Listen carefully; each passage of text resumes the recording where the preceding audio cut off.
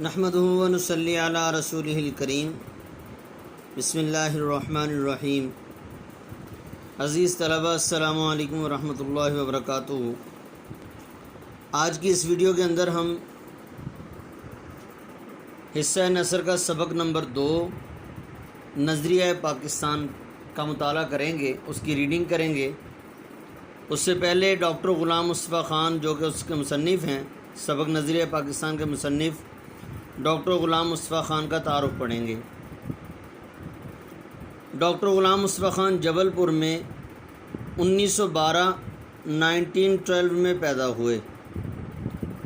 1928 یعنی 1928 میں انجمن اسلامیہ high school جبل پور سے 9ویں جماعت پاس کر کے علی گڑھ چلے گئے۔ علی گڑھ یونیورسٹی سے LLB MA اردو MA فارسی کی ڈگریاں حاصل کیں۔ 1947 میں PhD اردو کیا، یعنی اردو میں PhD کیا۔ ناگپور یونیورسٹی سے 1959 یعنی 1959 میں D.Litt کی ڈگری حاصل کی، ڈاکٹری آف لٹریچر کی ڈگری حاصل کی۔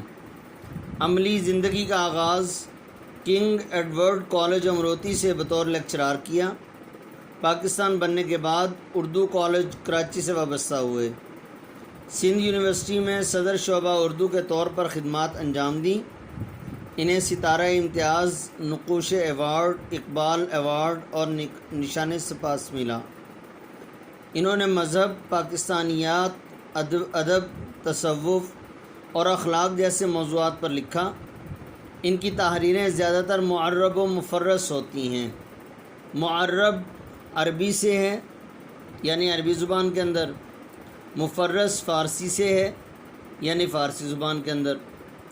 عام قارئین کے لیے لکھے گئے مضامین و کتب کی زبان سادہ، سلیس اور عام فہم ہے۔ قارئین، قاری کی جمع ہے، اور قاری کہتے ہیں پڑھنے والے کو، تو قارئین بہت زیادہ پڑھنے والے۔ انہوں نے اردو، فارسی، عربی اور انگریزی زبانوں میں 100 سے زیادہ کتب تصنیف کی۔ ان کی کتب میں سید حسن غزنوی، حیات اور کارنامے، سراج البیان، اقبال اور قرآن اور تنقید و تحقیق اہم ہیں۔ 2005 میں ان کی وفات ہوئی۔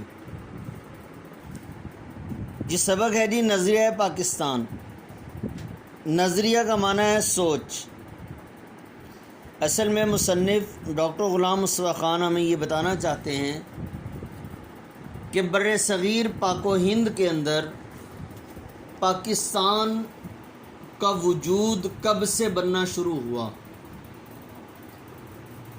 جب سے مسلمانوں کے اندر یہ خواہش ظاہر ہوئی، ابھرنے لگی کہ بر صغیر کے اندر ایک ایسا وطن ہونا چاہیے جہاں پر مسلمان آزاد ہو کر اپنے اللہ کی عبادت کر سکیں، اپنے نبی حضرت محمد مصطفیٰ صلی اللہ علیہ وسلم کے طریقوں کے مطابق آزادانہ طور پر زندگی گزار سکیں، جہاں پر انہیں مذہب اور عقیدے کے نام سے کسی قسم کی رکاوٹ نہ ہو۔ گویا کہ بتانا یہ چاہتے ہیں جب سے یہ سوچ پیدا ہوئی ہے اسی وقت سے پاکستان کی بنیاد رکھ دی گئی۔ کیوں؟ اس لیے کہ حقیقت میں پاکستان بننے کا مقصد اور یہ علیحدہ ملک اور وطن حاصل کرنے کا مقصد بھی یہی تھا۔ لا الہ الا اللہ کا نعرہ لگایا گیا کہ پاکستان کا مطلب کیا؟ لا الہ الا اللہ۔ چنانچہ بتانا یہ چاہتے ہیں مصنف کہ اس نظریے کی ابتدا اکبر بادشاہ کے زمانے سے ہی ہو گئی تھی۔ اکبر بادشاہ یہ ایک ایسا بادشاہ تھا کہ بظاہر تو مسلمان تھا، لیکن اس نے اپنا ایک دین بنا رکھا تھا، جس کے اندر اس نے آہستہ آہستہ ہندوؤں کو داخل کرنا شروع کر دیا، اپنی سلطنت میں عہدے دینا شروع کر دیے، اور مسلمانوں کو ایسا ایسا نکالنا شروع کر دیا۔ کچھ وجوہات کی بنا پر یہ مسلمانوں سے متنفر ہو گیا، یعنی نفرت کرنے لگا۔ اس کے دین کے اندر یہ بتایا جاتا ہے کہ جو اس نے نیا دین بنایا تھا اس دین کے اندر محمد نام رکھنے کی کسی کو اجازت نہیں تھی۔ اس کو مسلمانوں سے نفرت اتنی زیادہ ہو گئی تھی۔ اب ہوتا یہ ہے کہ جس وقت بھی شروع سے جب سے انسانیت بنی ہے، یہ اللہ کا طریقہ اور اللہ کا قانون، اللہ کا دستور چلتا آ رہا ہے کہ جب بھی کوئی بندہ یا کوئی جماعت اللہ کے دین کو مٹانے کے لیے سرگرم ہوتی ہے تو اللہ جل شانہ کوئی نہ کوئی ایسا مرد مجاہد پیدا کر دیتے ہیں جو اس وقت کے اعتبار سے اللہ کے دین کو بلند کرنے والا ہوتا ہے۔ چنانچہ اکبر بادشاہ یہ اپنی سلطنت کا فائدہ اٹھا کر اور ہندوؤں کو جب عہدے دینا شروع کر دیے، ہندوؤں نے اپنے عہدوں سے فائدہ اٹھا کر اپنے مذہب کا کام کرنا شروع کر دیا۔ اتنا زیادہ اثر رسوخ ہو گیا کہ اس نے اکبر بادشاہ نے آہستہ آہستہ سلطنت کے اندر بھی ہندو رسم و رواج اور ہندو قوانین کو رواج دینا شروع کر دیا اور انہی کے مطابق قوانین بنانے لگ گیا۔ چنانچہ اس کے دور میں حضرت مجدد الفسانی رحمۃ اللہ علیہ کھڑے ہوئے اور پھر اس کے زمانے کے اندر اور پھر اس کے بیٹے کے زمانے کے اندر، اکبر بادشاہ کے بعد جہانگیر جو اس کا بیٹا تھا اس کے زمانے کے اندر تکلیفیں برداشت کرنا پڑیں، اور یہ سلسلہ چلتے چلتے چلتے چلتے اب چونکہ حضرت مجدد الفسانی رحمۃ اللہ علیہ، یہاں پر ایک بات خصوصی طور پر میں بتانا چاہوں گا، ان کا اصل نام، حضرت مجدد الفسانی کا اصل نام شیخ احمد سرہندی رحمۃ اللہ علیہ تھا۔ شیخ احمد سرہندی رحمۃ اللہ علیہ اور مجدد الفسانی ان کو اس لیے کہا جاتا ہے کہ مجدد کا معنی ہے تجدید کرنے والا، رینیو کرنے والا، دین کو نئے سرے سے لانے والا، اور الف کہتے ہیں ہزار کو، ثانی کہتے ہیں دوسرے کو، مطلب دوسرے ہزار کے شروع میں یا دوسرے ہزار کی ابتدا کے اندر دین کی تجدید کرنے والا۔ اللہ جل شانہ ہر 1000 سال کے بعد ایک نیا ایسا بندہ پیدا فرماتے ہیں جو دین کے مٹے ہوئے احکامات کو نئے سرے سے مراد یہ ہے کہ لوگ اس کو جانتے بھی نہیں تھے، وہ ان احکامات کو، مٹے ہوئے احکامات کو زندہ کرنے کی کوشش کرتا ہے اور لوگوں کو صحیح دین بتانے کی کوشش کرتے ہوئے ان کو صحیح دین پر لانے کی کوشش کرتا ہے۔ اس لیے ان کو مجدد الفسانی کہا گیا، مجدد الفسانی۔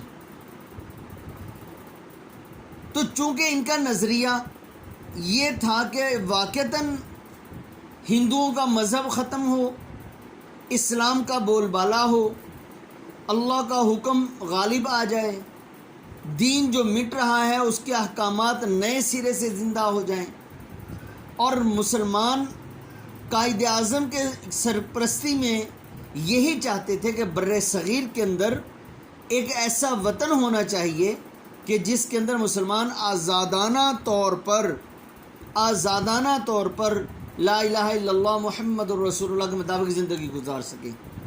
اب 1947 میں جو بنیاد رکھی گئی وطن کی، وہ بنیاد اور 200 سال پہلے، یعنی دیکھیں حضرت شیخ مجدد الفسانی کے بارے میں 1564 1564 1624 1664 گویا کہ 200-300 سال پہلے، 250 سال پہلے سمجھ لیں، 200 سے 300 سال کے عرصے کے درمیان جو ہے وہ یہی بنیاد رکھی گئی 200-300 سال پہلے کہ مسلمانوں کے لیے ایک الگ وطن ہونا چاہیے۔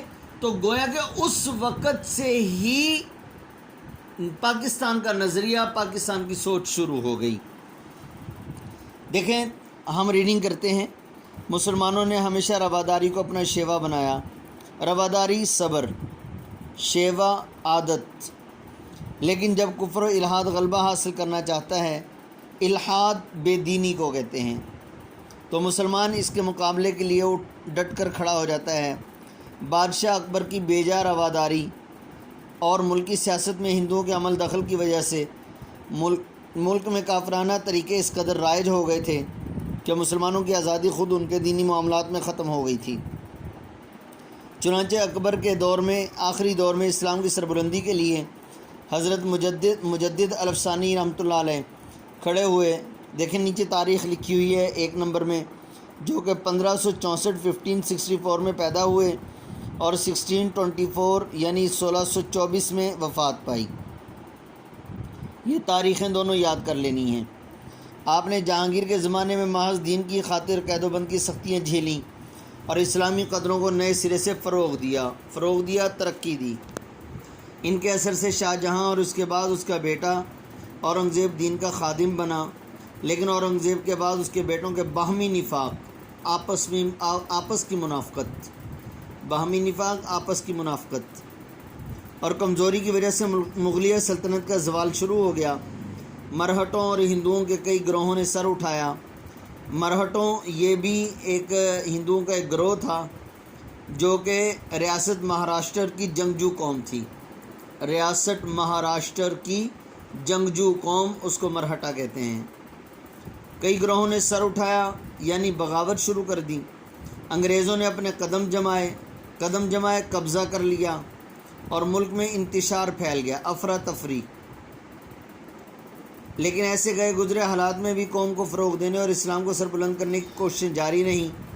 چنانچہ میسور کے سلطان حیدر علی اور اس کے بیٹے سلطان ٹیپو نے نہ صرف ہندوؤں اور انگریزوں کا مقابلہ کیا، بلکہ افغانستان، ترکی اور پھر فرانس کو بھی اپنے ساتھ شامل کرنے کی کوشش کی، لیکن ملک کے دوسرے سرداروں نے ساتھ نہیں دیا اور انہیں کامیابی نہ حاصل ہو سکی۔ اسی زمانے میں شاہ ولی اللہ دہلوی رحمۃ اللہ علیہ اور ان کے صاحبزادوں نے مسلمانوں کی اخلاقی اور معاشرتی برائیوں کو دور کرنے کی تحریک شروع کی۔ پھر ان کے پوتے شاہ اسماعیل رحمۃ اللہ علیہ نے اپنے مرشد سید احمد بریلوی رحمۃ اللہ علیہ کے ساتھ اسلامی اصولوں کو دوبارہ رائج کرنے کی اور ملک کو غلامی سے آزاد کرانے کی کوشش کی۔ 1831 میں آزاد کرانے کی کوشش میں 1831 میں اپنی جانیں قربان کر دیں، تاہم انہوں نے مسلمانوں کے دلوں میں جوش اور ولولہ پیدا کر دیا تھا۔ چنانچہ 1857 کی جنگ آزادی میں مسلمانوں نے پھر اپنے قدم جمانے کی کوشش کی، لیکن انگریزی اقتدار مستحکم ہو چکا تھا، اس لیے انہیں کامیابی نہ ہو سکی۔ یہاں تک کافی ہے، بقیہ انشاءاللہ اگلی ویڈیو کے اندر۔